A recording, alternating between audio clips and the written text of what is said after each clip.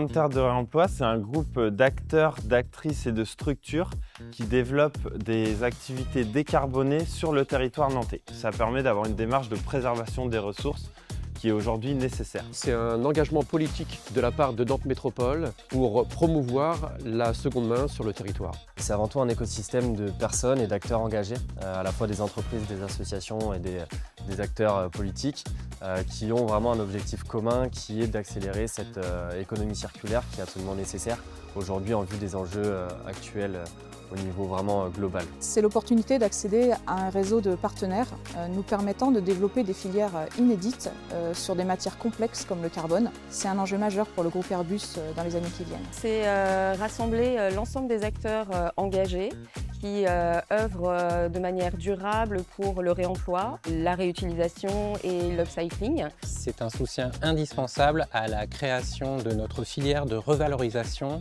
des déchets bois issus du BTP.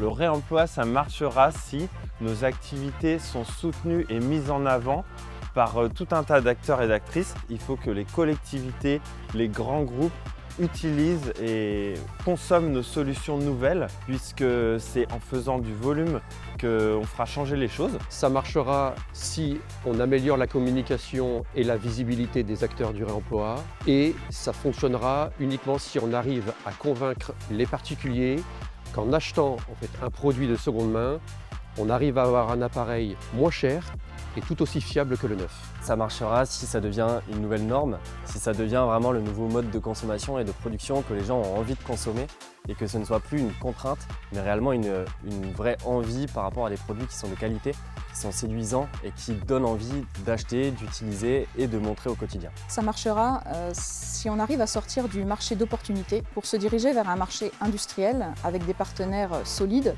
fiables et multiples, et surtout une volonté politique et économique d'en finir avec l'enfouissement. Ça marchera si on rend les choses accessibles, ludiques et concrètes pour tous. Oui, on peut changer le monde. Après, ça se fait pas à pas, et chez nous, on a tendance à dire que ça se fait un point après l'autre. Ça marchera si on s'y met tous, si les collectivités soutiennent les projets d'économie circulaire locaux, les associations, les entreprises, les collectifs qui ont pour but un réemploi solidaire et non lucratif.